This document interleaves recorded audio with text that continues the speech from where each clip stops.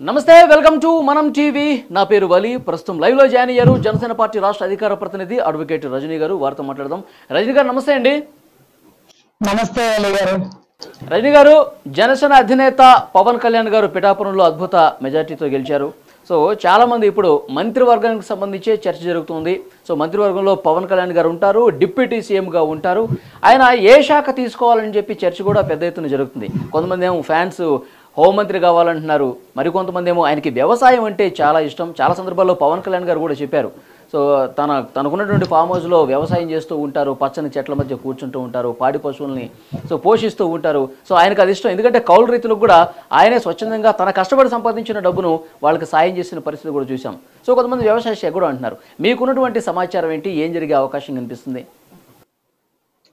So హోంశాఖ అంటే నోవాటల్లో ఒక కానిస్టేబుల్ ఒక ఎస్ఐ సైతం 2 చోట్ల ఓడిపోయినాడు నువ్వేంటి జనవాణి పెట్టి జనాల సమస్యలు తెలుసుకునేది అంటే లేకపోతే ఇంకొన్ని చోట్ల చాలా మంది అధికార పార్టీ వాళ్ళు పోలీసు వారు అన్నయ్యను అవమానించి నోవాటల్లో బయటికి రానికుండా బంధించి ఆయన కోసం సపోర్ట్ గా వచ్చినటువంటి జన సైనికుల మీద కేసులు వేసి ఇవన్నీ కూడా జరిగిన దృశ్యం మేము చూసామండి సో ఇక్కడ జైలు శాఖ మీద మక్కువ అంటే జైల్లో ముద్దాయిగా ఉంటాడా హోంశాఖ మీద అంటే పోలీసుల మీద కోపం వస్తే హోమ్ మినిస్టర్ తీసుకుంటాడా ఒక రైతు బిడ్డ కూడా కాదే మరి రైతు అంటే అంత మక్కువ ఏంటి రైతు పడే సమస్యల గురించి ఎందుకు తెలుసుకోవాలనుకుంటున్నాడంటే ఒక మనిషి తన మట్టి మేలు తనకుండేటటువంటి ప్రేమ తను పుట్టిన దేశానికి తనేమిస్తున్నాడు పోయే లోపులు అనేటటువంటి ఒక చిత్తశుద్ధి అటువంటి గొప్ప అభ్యుదయ భావాలు ఆదర్శాలు కలిగిన వ్యక్తి మా అన్న పవన్ కళ్యాణ్ అండి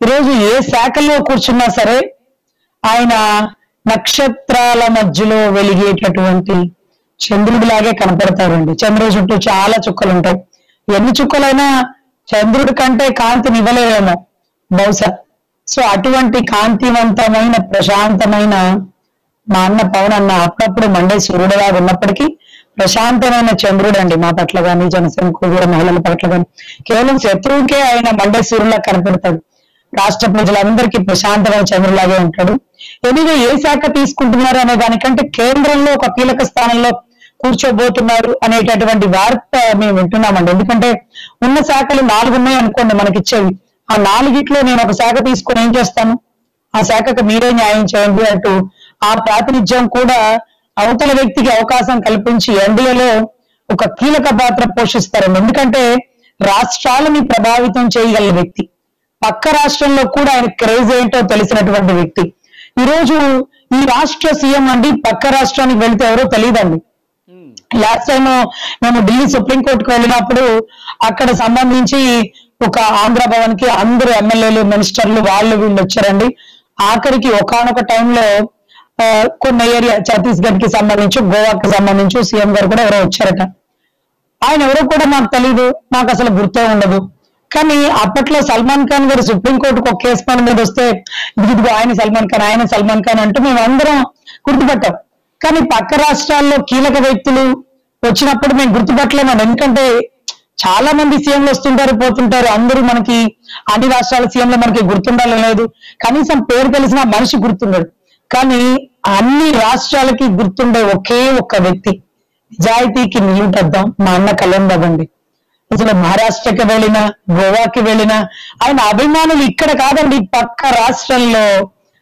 రాష్ట్రంలో ఒక పెద్ద జనసేన బింగులాగా ఏర్పడి అడుగడుగున ఆయన వస్తే స్వాగత సుమాంజలి గడిస్తారండి ఇప్పటి వరకు మా జనసేన ఇచ్చేదండి ఇక పైన టీడీపీ కూడా ఆప్త బంధువు అయిపోయారండి మా ఇంటి బిడ్డని మేము గౌరవించుకుంటే పెద్ద గొప్ప లేదండి మా అన్న అని 10 సార్లు అన్నా కానీ పక్క పార్టీ వారు అంటే బలమైన టీడీపీ పార్టీ వారు ఈరోజు పవన్ లేకపోతే ఈ గెలిపే లేదు మా బిడ్డ లాంటి వ్యక్తి పవన్ అని మాట్లాడుతుంటే నిజంగా మాకు చాలా సంతోషంగా ఉందండి అంత గౌరవాన్ని తెచ్చుకున్నటువంటి మా అన్న అన్నింటికి అంటే అన్ని కుటుంబాలలో ఈ రోజు ఒక దేవుడుగా నిలబడ్డాడండి పిఠాపురంలో పోటీ చేస్తున్నప్పుడు దత్తపుత్రుడు అని మెరిగినటువంటి గొంతు ఈరోజు పవన్ కళ్యాణ్ గారు అని ఫస్ట్ టైం పేరు పిలవాల్సి వస్తే గుర్తుపెట్టుకో జగన్మోహన్ రెడ్డి మా అన్నని గారు అని నువ్వు ప్రస్తావిస్తావు గుర్తుపెట్టుకో ఇప్పటి వరకు దత్తపుత్రుడు అని మొరుగుతున్నావు కదా గుర్తుపెట్టుకో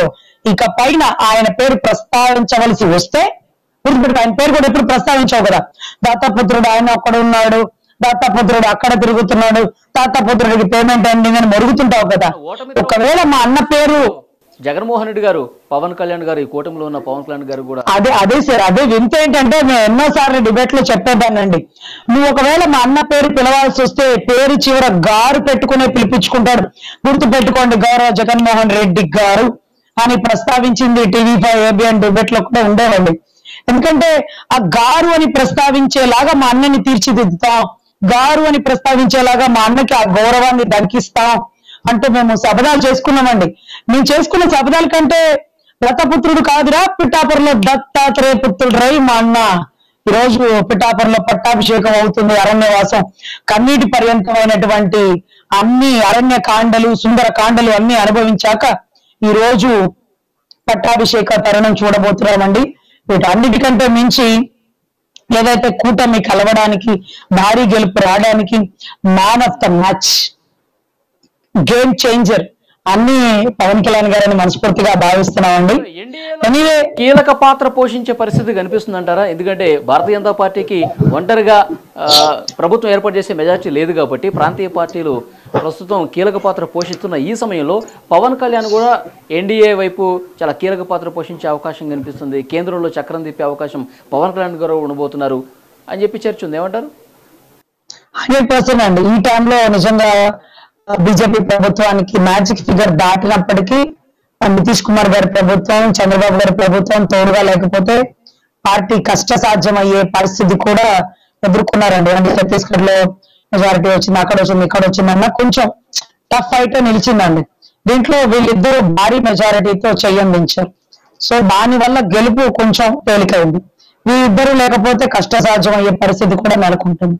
ఇటువంటి అప్పుడు అంటే మూడోసారి ఎలా ఉంటే మరి నాలుగోసారి ఎలా ఉంటుంది, నెక్స్ట్ ఎలక్షన్స్ కి ఎలా ఉండబోతుంది, వీటన్నిటిలో కీలక పాత్ర పవన్ కళ్యాణ్ గారు పోషించడం వల్ల పక్క రాష్ట్రాల్లో ఆయనకు ఉండేటటువంటి రిప్యుటేషన్ వల్ల గ్రాఫ్ పెరుగుతుంది. కొన్ని పార్టీల వారు పార్టీలు మారి బీజేపీకి వస్తారు. ఎందుకంటేనండి ఒక విషయం అండి, అలీ గారు మోడీ గారిలో మనకి నచ్చేది, డబ్బు లేకుండా రాజకీయ బ్యాక్గ్రౌండ్ లేకుండా ఒక వ్యక్తి రాజకీయాల్లో నిలబడడం అంటే కత్తి మీద సాన్ లాంటిదేనండి. అది వల్ల అయ్యే పని కాదండి. ఎంత పగిలే కొద్ది పదునెక్కిద్ది అనే మా భార్య డైలాగులు ఉంటాయి చూడండి. నిజంగా ఈ రోజు కనీసం అది అడగండి రజనీ గారు, ఇది అడగండి అంటే ఏముందని అడుగుతాం, ఏం పెట్టగలమని అడుగుతాం, ఎవరు రాజకీయంగా వెనకాలన్నారని అడుగుతాం. సో ఇదంతా చాలా కష్టం అండి, రాజకీయంగా ఎదగడం నిలబడడం కష్టం. కానీ ఆయన కొన్ని ఆర్ఎస్ఎస్ సిద్ధాంతాలతో అప్పట్లో ఎల్కే అద్వానీ గారితో, అటల్ బిహారీ వాజ్పేయి గారితో చేసిన సుదీర్ఘ ప్రయాణంలో మొనార్క్ లాగా నిలబడ్డాడండి. ఈ రోజు బస్తీనే సవాల్ అంటూ రాజకీయాలని శాసించాడండి. ఎక్కడో వారణాసి దగ్గర నుంచి నుంచున్న వ్యక్తి రాష్ట్ర నలుమూలలా ఒక కనువిందైన పేరుతో ఈ వయసుకి కూడా ఆయన ఒక నిరాడంబర జీవితాన్ని గడుపుతూ ఈరోజు మాకు అయోధ్యలో రామాలయం కట్టించాడంటే ఈయన ఖచ్చితంగా రామదూత హనుమానే అయి ఉంటాడు అని మా అందరికీ మనస్ఫూర్తిగా అనిపించేటటువంటి గొప్ప ఆదర్శవాది. రాజకీయాల్లో రావాలనుకున్నాడు, రాలేదా మోడీ గారు? కష్టపడలేదా? కష్టపడితే ఏదైనా దక్కుతుంది, పని చేయండి. ఇవాళ కాకపోతే రేపు వస్తాయి పదవులు, మనం అడగక్కర్లా, మనం చేసే పనిలోనే నచ్చి వారే పిలిచి పదవులు ఇస్తారు అంటూ మాలాంటి వారు కూడా మోడీ గారిని ఇన్స్పిరేషన్ గా తీసుకునే పరిస్థితి అండి, పవన్ కళ్యాణ్ గారిని ఇన్స్పిరేషన్ గా తీసుకునే పరిస్థితి అండి. ఎందుకంటే ఆ తల్లి చెప్పింది, అంజనాదేవి గారు, నా బిడ్డకి పాపం ఏది రాజకీయం బ్యాక్గ్రౌండ్ లేదు, మేము వెనకాల సంపాదించిన ఆస్తులు లేవు, ప్రజాదరణతో ఇబ్బందికర పరిస్థితులు ఎదుర్కొన్నప్పటికీ ఈరోజు ప్రజా బలంతో నిలబడి గెలిచాడమ్మా. ఈ రోజు నేను ప్రతిరోజు టీ కప్పు గాజు గ్లాస్ లోనే టీ తాగుతాను అంటూ ఆవిడిచ్చినటువంటి 2 చిన్న మాటలు కన్నడి పర్యంతమైనయండి. నా బిడ్డకి భారీ మెజారిటీ గెలిపించారని. ఈ రోజు నీ బిడ్డ రాష్ట్రాన్ని శాసిస్తున్నాడు. ప్రజల గెలుపుకి కారణమైన వ్యక్తి నీ బిడ్డ, కూటమి కలవడానికి కారణమైనటువంటి నీ బిడ్డ ఈ రోజు రాజమాతగా ఎప్పటికీ మా మనసుల్లో నిలిచిపోతావు తల్లి. అంజనీ పుత్రుడుగా మా అన్న ఈ రోజు పవన్ అన్న రాష్ట్రంలో ఫ్యాన్ గాలిని కింద పడేసి ఒక వేవ్ సృష్టించాడు. ఆ వేవ్ లో 164 సీట్లు వచ్చేసినాయి.